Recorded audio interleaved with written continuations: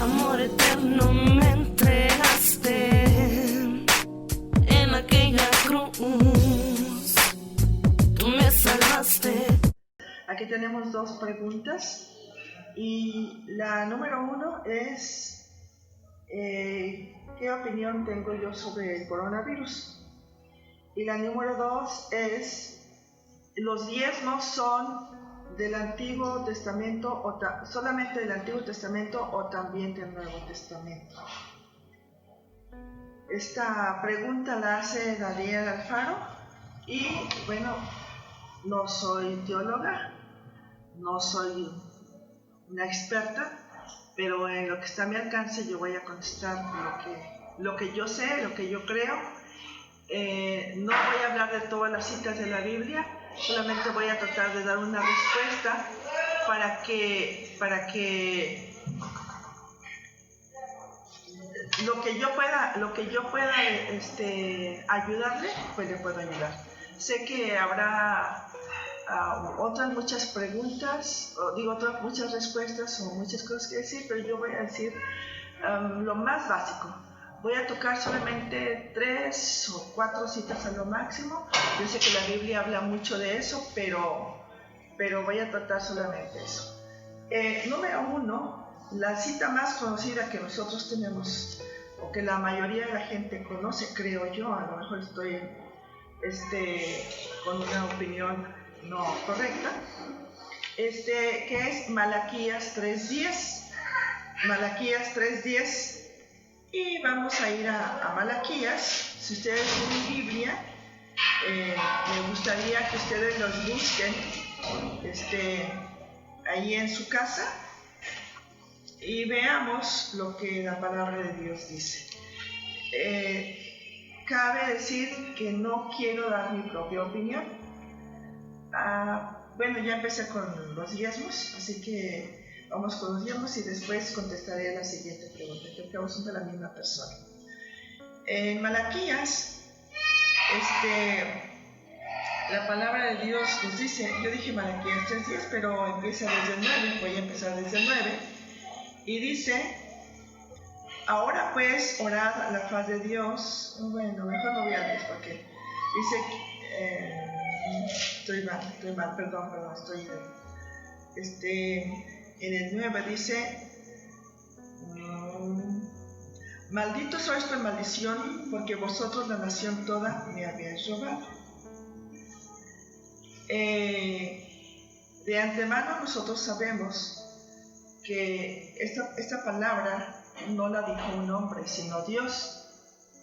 Entonces debemos tomarla en cuenta.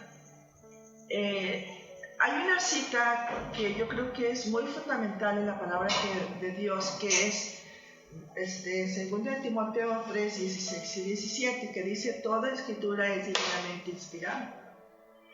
Vamos a ir a la cita para que ustedes puedan leerlo también junto conmigo, ¿verdad? Vamos a ir a la cita. Y dice 3:16 y 17. Toda escritura es inspirada divinamente y útil para enseñar, para redarguir, para corregir, para instruir en justicia. El versículo 17 dice, para que el hombre de Dios sea perfecto, enteramente instruido para toda buena obra. Toda la palabra de Dios. Yo pienso, no sé qué piensa usted que está allá del otro lado, que cuando dice toda la palabra no está hablando de solamente el Nuevo Testamento, ni está hablando solamente de las cartas o solamente de Apocalipsis, o está separando el Antiguo Testamento. Hay otro versículo que dice, yo soy el alfa y el omega, el principio y el fin. La palabra alfa, que en hebreo es alef, sería principio, es principio. Y precisamente la palabra Génesis significa principio. Entonces, él es el principio y Apocalipsis significa también tiene una de las connotaciones que tiene, pues también que es fin, ¿verdad? Porque habla del Apocalipsis, habla de los tiempos del fin. Entonces, en ese aspecto estamos entendiendo, pienso yo, que toda la palabra de Dios, o sea, la Biblia es palabra de Dios, toda la Biblia es palabra de Dios. Por lo tanto, donde encontremos la palabra, el mandamiento o el reglamento, nosotros podemos tomarlo como real, como que viene de Dios. Ahora, déjeme decirle una cosa. Muchas de las veces nosotros como personas, no todos ni siempre, pero estamos como que muy quisquillosos con Dios, como que si es de Dios o como que no es de Dios, como que si lo dijo Dios o como que no lo dijo Dios.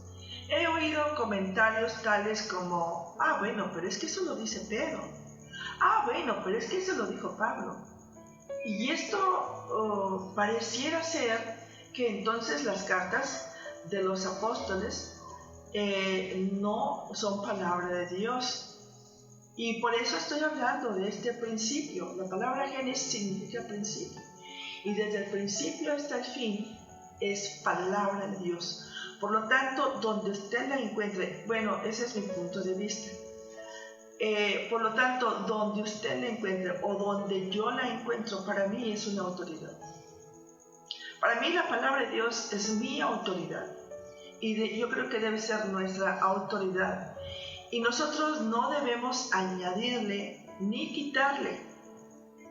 No, yo pienso, otra vez lo estoy recalcando, no porque no tenga más que decir. Yo pienso que cuando nosotros decimos yo no creo, yo pienso que esa palabra no tiene autoridad sobre la Biblia. Porque puedo decir yo no creo que no existe Dios, pero eso no cambia. La situación es que sí Dios existe. Yo puedo decir, yo no creo que la Biblia no es la palabra de Dios, pero eso no cambia nada. La palabra sigue siendo la palabra de Dios. Entonces voy a ir a este versículo y luego pasaré a otros. Entonces dice, traed todos los diezmos al alfolí, y fíjese bien, y haya alimento en mi casa. En algunas versiones dice primero en mi casa, o sea, primero que tú, yo. De hecho, los diezmos deben ser lo primero. Cuando recibimos nuestro salario, nosotros debe ser lo primero que gastamos. Porque déjeme decirle, es muy difícil guardar el dinero, a menos que lo tenga en el banco y tenga mucho para gastar. Pero primeramente sacamos el diezmo, primero a Dios. Después del diezmo, eso es lo que yo hago, mi ofrenda, lo que yo voy a ofrendar, porque también las ofrendas están instituidas. No vamos a hablar ahorita de las ofrendas, también las ofrendas están instituidas en la palabra de Dios. Entonces, primero, esto está hablando de que Dios debe ser una prioridad. Y bueno, lo voy a volver a leer solamente para recalcar, y luego de ahí me voy a pasar a otro versículo. Dice, traed los diezmos al alfolí y haya alimento en mi casa, y probadme ahora en esto, dice Jehová. Me voy a detener un poquito aquí. Probadme. Oiga, ¿qué tanto interés tiene Dios de que nosotros le paguemos los diezmos? ¿Qué tanto interés al grado que decir prueba, al grado de decirnos a nosotros, pruébame, tú dame los diezmos y vas a ver si yo no te bendigo? Pruébame. Pero ¿acaso Dios merece un salario? ¿O necesita un salario? ¿O necesita nuestros diezmos?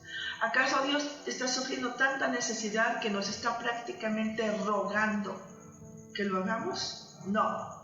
Porque después de esto viene una promesa. Dice, probadme ahora en esto, dice Jehová de los ejércitos, si no os abriré las ventanas de los cielos y vaciaré sobre vosotros bendición hasta que sobre y abunde. Él dice, yo te quiero bendecir, pero no me gusta que seas mezquino con lo que yo te doy. Yo te doy 100, tú dame 10, y ese es el pacto. Podríamos decirlo así, ese es el pacto. Yo te doy 100 y tú me das 10. Pero somos tan mezquinos a veces nosotros, tan egoístas, que hasta Dios nos pesa darle.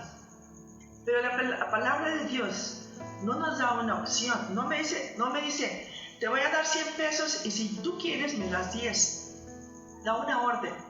Y yo pienso, como les decía al principio, que la palabra de Dios es una orden. No es si yo quiero. Es un mandato, es una autoridad. Entonces dice él, yo te voy a dar 100 pesos y tú me vas a dar 10. No da opción. De antemano dice, dame los diezmos. Oiga, Señor, pero me diste 20,000, ¿cómo quieres que te dé 2? Bueno, entonces te sigo dando 2,000 para que me des 200. Señor, pero me diste 100,000, ¿cómo crees que te voy a dar 10,000 pesos? Bueno, está bien. Está bien, te voy a dar menos porque como te pesa darme lo que a mí me corresponde, entonces no te voy a bendecir. Pero si tú te quedas con mis diezmos, entonces yo tampoco ya no te voy a dar. Te voy a dejar si te gusta la pobreza. Ese es un punto que yo estoy diciendo en mis palabras. Bueno, si te gusta ser pobre, pues sigue pobre. Sígueme robando. Ahora, ¿por qué dice, me están robando todo, verdad? En el 9 dice, malditos sois con maldición, porque vosotros la nación toda me habéis robado. ¿Por qué dice que lo hemos robado? Porque no nos da opción a que nos quedemos con el diezmo. El diezmo es suyo y punto.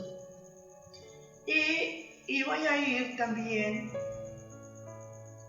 nada más a mencionar, esto hablando del Antiguo Testamento. Pero voy a tocar algo de lo que dijo el Señor Jesucristo en el Nuevo Testamento. Muchas personas dicen que el Nuevo Testamento está en Marcos 10, que el Nuevo Testamento ya no somos hijos de la ley, y que cuando el apóstol Pablo no estaba preparada para esto, estoy respondiendo a una pregunta imprevista, pero lo que puedo lo doy, o lo que tengo lo doy. En Marcos 10, 20, 29, del 20 al 29, está hablando la historia del joven rico, ¿verdad? Dice más aquí, a ver, estoy en Lucas, perdón. Y esta historia es en el Nuevo Testamento. Mucha gente, voy a lo mismo, mucha gente dice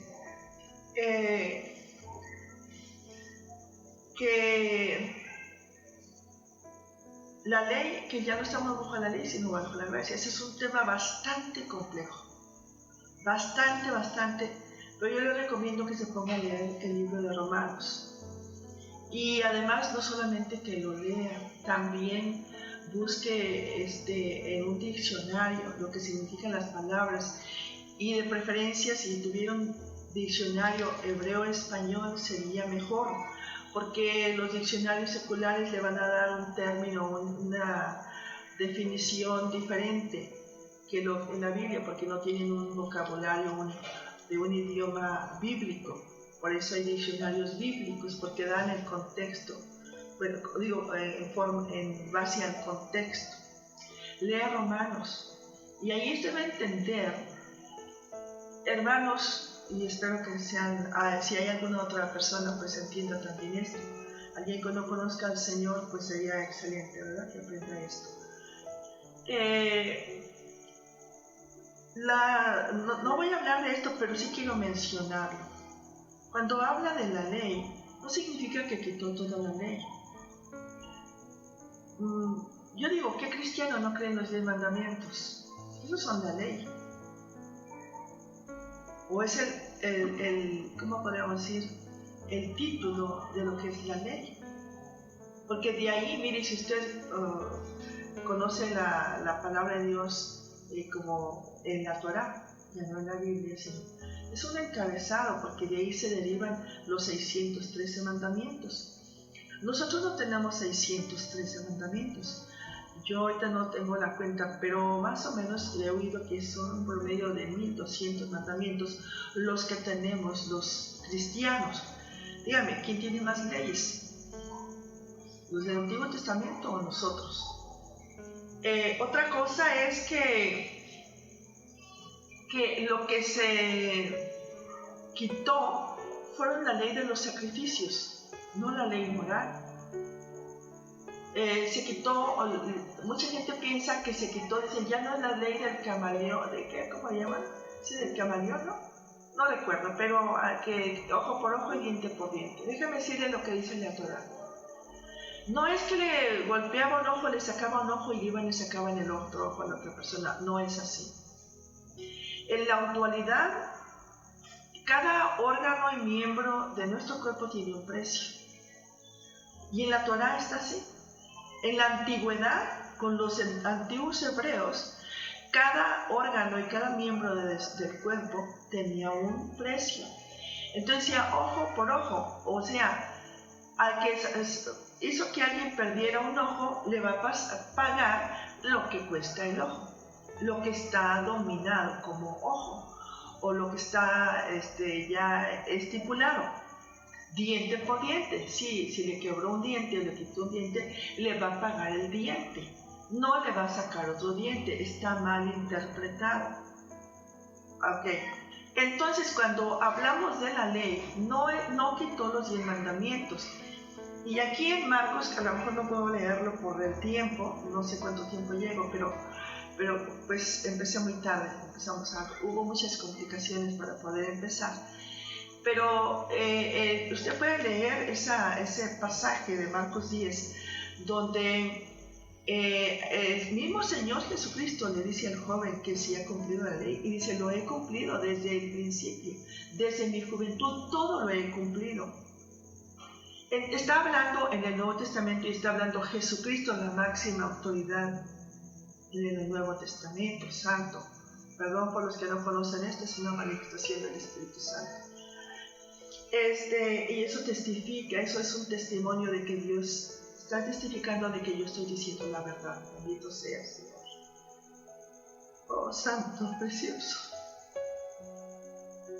Eres bendito, Dios, eres bendito. Eres bendito.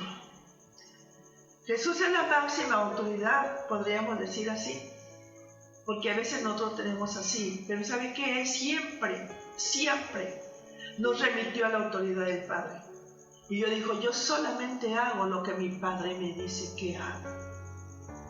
Así que si Él habló de los diezmos y vemos que con Pedro, con el apóstol Pedro, Él le dice, diezmo, me está cobrando el diezmo, ve y trae un pez y el pez trae una moneda en la boca, ve y sácala porque me están exigiendo los diezmos. Él cumplió con la ley, ¿verdad que sí? Entonces el diezmo está en el Antiguo o está en el Nuevo Testamento. Jesucristo pagó los diezmos. Si eso no le basta, entonces, pues la verdad no sé de dónde se tendría que tener otra Biblia, Santo. Tendría que tener otra Biblia para contestarle. Porque los diezmos, déjeme decirle, solamente voy a leer un poquito, les voy a decir la cita en Génesis 1, porque me voy a enfocar básicamente en Hebreos 7. Entonces, tenemos la cita de, déjeme ver, ahorita le digo dónde vamos ahí. Cuando usted busque, si usted sabe dónde Abraham, fíjese bien, yo tengo una lista aquí de lo que le voy a hablar, bueno, no la lista de lo que le voy a hablar, sino de algunas citas, sí, déjenme decirle. Vamos a Hebreos 7 y usted va a buscar la historia de Abraham y Melquisedec. Cuando Melquisedec fue a la guerra, él regresó y dio los diezmos a Melquisedec. Si usted no es cristiano, pues puedo decirle que Melquisedec era un tipo de nuestro Señor Jesucristo en el Antiguo Testamento. Hay quienes dicen que es un tipo del Padre, pero según la Torá, es el Hijo, ¿verdad? Y que él presidió, o vivió, o gobernó en la ciudad de la luz, que ahora es Jerusalén, que después fue Salem y después fue Jerusalén. Él ahí estuvo y se llamaba la ciudad de la luz. ¿Por qué la luz? Porque era una ciudad de paz. También se llama ciudad de paz porque era una ciudad donde no había armas, no había ejército. Las armas eran la alabanza. Y eso nos habla de un ejército celestial y divino. Nosotros como cristianos, dice la palabra de Dios, que no tengamos armas contra carne, sino contra las potestades, las huestes de maldad de Satanás. Porque nuestras armas no son carnales, sino espirituales. Si usted tiene armas, bueno, no le estoy diciendo que las deje o que no las deje, pero nuestras armas para defendernos del ambiente, del ámbito maligno o espiritual, son espirituales. Y bueno, voy a hablar aquí, voy a leer Hebreos 7, y si hay alguna pregunta, por favor,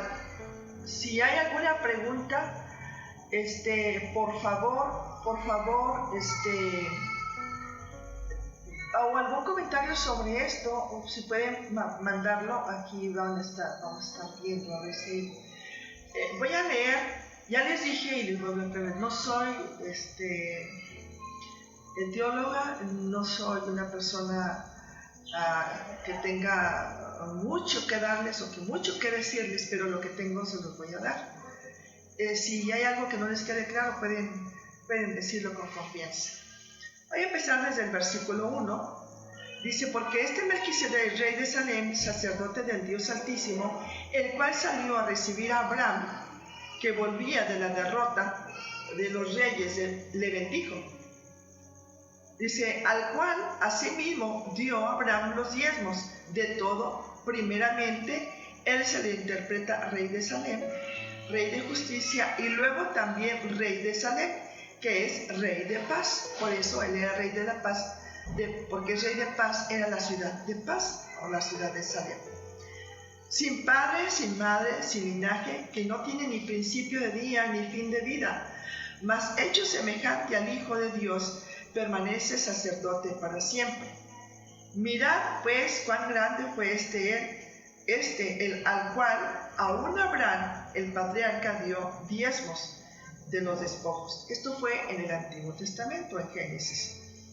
Y ciertamente de los hijos de Leví toman el sacerdocio, tienen el mandamiento de tomar del pueblo los diezmos según la ley, es a saber, de sus hermanos, aunque hayan salido de los lomos de Abraham, aunque también ellos hayan salido de los lomos de Abraham.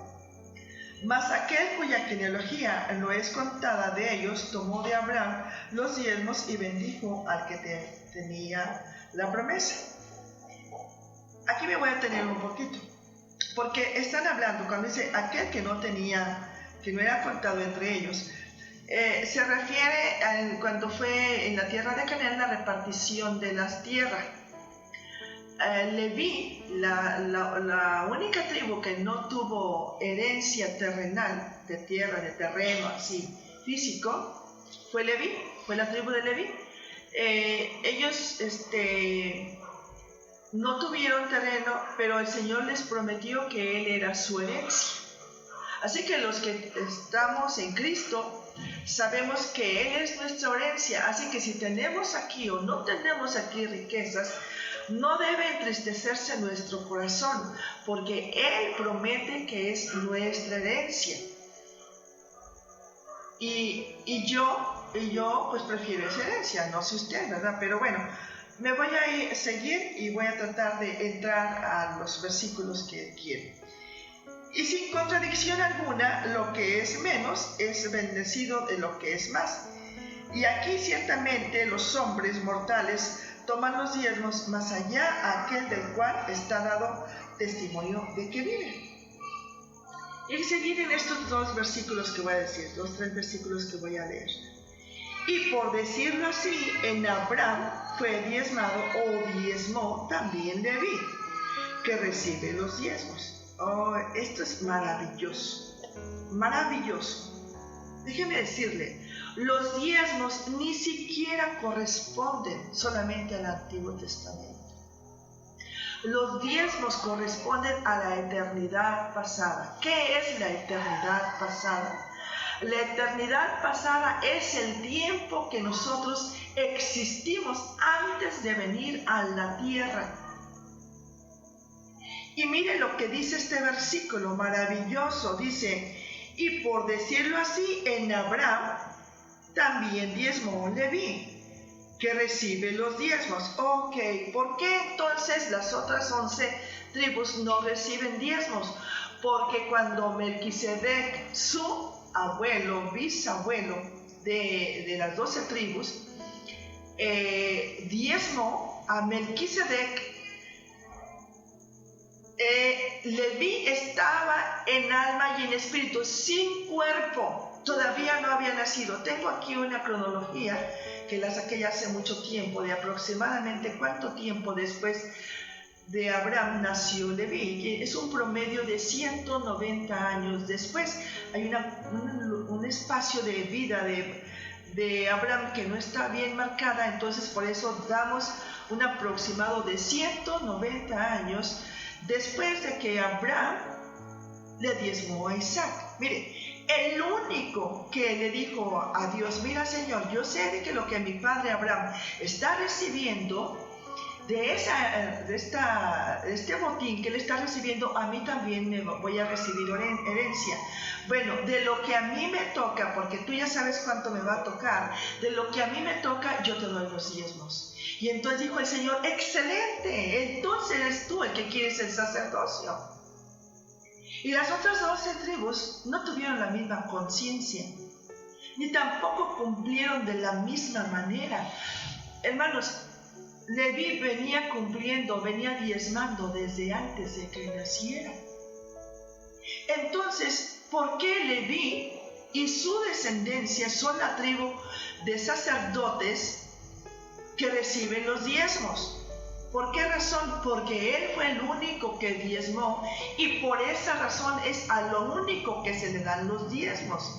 Y él conoce cuál es su herencia. El versículo que sigue dice, que es el 10, porque aún estaba en los lomos de su padre cuando Melquisedec salió al encuentro. Ok. Leví no había nacido, porque no había nacido Isaac, no había nacido Jacob, por lo tanto Leví no había nacido. Y si usted agarra su Biblia y busca la cronología de la edad de Abraham al tiempo en que nació Leví, es un promedio de 190 años. Hermanos, el diezmo no es ni del Antiguo Testamento, ni inicia ni en el Antiguo Testamento, ni en el Nuevo, ni finaliza en el Nuevo Testamento. El diezmo empieza en la eternidad pasada y va a seguir dándose en la eternidad futura. Y si no, busque Apocalipsis y verá que en el milenio todavía las naciones estarán ofrendando y estarán diezmando, llevando sus diezmos a la nueva Jerusalén. Así que el diezmo no empezó aquí ni tampoco va a terminar aquí. Pero si usted gusta obedecer la palabra de Dios, pienso que con esto es suficiente. Si su corazón está dispuesto, pienso que con esto es suficiente. Recuerde, el que no quiere diezmar, lo único que le vendrá será pobreza, escasez, y será visto por Dios como un ladrón. Esperamos que le sirva esto, que Dios le bendiga, y creo que si me acabó el tiempo en esta, si tengo la oportunidad, bueno, luego contestaré la otra. Bueno, en cuanto a lo del coronavirus, la verdad yo no soy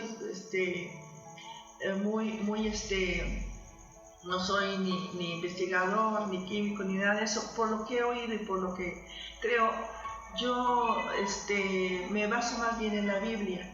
Y no importa, hay muchos rumores que vienen el coronavirus viene de los Illuminati, viene de los gobiernos, de los presidentes, viene de los mandatarios del mundo. Pero déjeme decirle que de cualquier manera, como quiera que sea, la mano de Dios está atrás de todo, santo. La mano de Dios está atrás de todo, y si no, usted vea la Biblia y va a estar llena de profecías y llena de profecías cumplidas. Llenas de profecías hechas y llenas de profecías cumplidas. Y bien, esta es una profecía pero también son las señales de la venida de nuestro Señor Jesucristo. Humanamente sí nos da temor, pero espiritualmente debemos estar alegres porque el Señor nos está diciendo, ya vengo, ya se está acabando ese tiempo y ya pronto nos iremos a ese lugar donde no habrá llanto ni dolor. El Señor nos está esperando, preparémonos. Lo más importante, déjeme decirle, yo les he dicho a la congregación en bastantes ocasiones, hermanos, solamente esperamos tres cosas. Número uno, la muerte no la tenemos predicha, no nos han dicho qué día nos vamos a morir, por lo tanto, pero sabemos que nos vamos a morir. Bueno, si piensa que se va a morir, prepárese, porque después de la muerte llegaremos con un juez, llegaremos a un tribunal, y el tribunal de justicia donde no se puede mentir y los jueces no se venden. Número dos, viene el rapto. Y si no estamos preparados para el rapto, entonces nos quedaremos en la tribulación. Entonces preparémonos para el rapto. Si nos queremos ir con el Señor Jesucristo en el rapto, tenemos que estar preparados, porque el que no tenga el nivel, el que no sea vencedor, pues no se va, eso dice la palabra. Pero si no nos vamos en el rapto, entonces preparémonos para la tribulación. Y de todos modos vendrá dolor y vendrá muerte. Así que de cualquier manera no nos vamos a librar de la muerte. Así que si usted cree que esto puede suceder, prepárese, busque la palabra de Dios, lea la palabra de Dios, cree en Jesucristo, ore, arrepiéntase, perdone, pague sus deudas. Es bien importante esto, hermanos, como cristianos. Mucha gente piensa que dice, perdóname Señor porque robé, pero no paga. Déjeme decirle lo que dice la Torá. El pecado del robo no es perdonado, a menos que se pague. Por eso el Señor dice, paga lo que debes. Al que honra, honra, y al que derecho, derecho. Porque las deudas solamente se perdonan cuando se pagan las deudas. Hermanos, buenas noches, Dios les bendiga. Si le bendijo, si le ayudo, si cree que hay alguien que tenga una duda, compártalo. Y si hay alguien que nos esté escuchando y no tiene a Jesucristo en su corazón, le digo una cosa. Si usted recibe a Jesús en su corazón y se convierte en un seguidor de Cristo, será lo más grande que haya sucedido en los días de su vida. Déjeme decirle una cosa, nosotros no venimos a esta tierra a hacer dinero, ni a ser famosos, ni a sernos ricos. Nosotros venimos a esta tierra con un tesoro que se llama libre albedrío. ¿Qué significa eso? Con el poder de decidir. Y ese es el único derecho que tenemos delante de Dios, y lo que respeta también Dios, nuestras decisiones de las cuales nosotros seremos juzgados.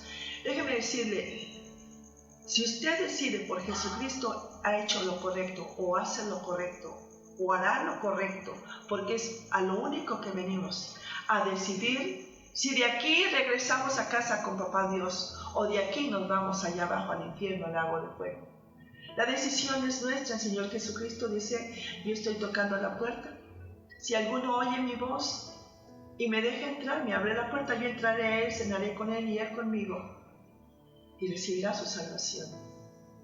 Si quiere, tiene Biblia, lea Juan 3, el capítulo de Juan 3, ahí encontrará a un hombre adulto que recibió a Jesús en su corazón y nació de nuevo. Voy a hacer una pequeña oración, si gusta hacerla. Pues la bendición sería para usted, que las puertas del cielo se abran para usted en esta tarde, en esta noche. Padre bendito, en el nombre de Jesús, oramos por todas las personas que estén viéndonos y que no te conocen, y sabemos que es un momento especial y una oportunidad que tú les estás dando para que en este momento sean sacados de las llamas del infierno por el pecado y trasladados a la luz. Así lo dice tu palabra, a la luz admirable y preciosa que se llama Jesucristo. Padre, en este momento pedimos que tú perdones a estas personas de todos sus pecados. Seguramente que ellos reconocen que han faltado, que te han fallado, que han pecado, y te pedimos que entres a sus corazones, no sin antes perdonar sus pecados, y que sean lavados con tu sangre preciosa. Lávalos con tu sangre preciosa, Señor, y entra en sus corazones y toma el control de su mente, de su corazón, de todo su ser. Señor, lávalos con tu sangre preciosa de todos sus pecados, tómalos como hijos, y que ellos, Señor, ellos en este momento, dígale, yo te tomo como Padre, Señor, me arrepiento de todo mi corazón, comprométase a seguirlo a Él, en el nombre de Jesús, amén. Mire, recibir a Jesús no es hacer una oración solamente, la oración es un compromiso, es un pacto, porque Él a eso vino, a salvarnos. Pero déjeme decirle que decir, yo soy cristiano, o recibí a Jesús en mi corazón, significa yo en este momento acabo de tomar la decisión de obedecer a Dios en todo lo que Él me diga. Eso es ser cristiano. Que Dios les bendiga.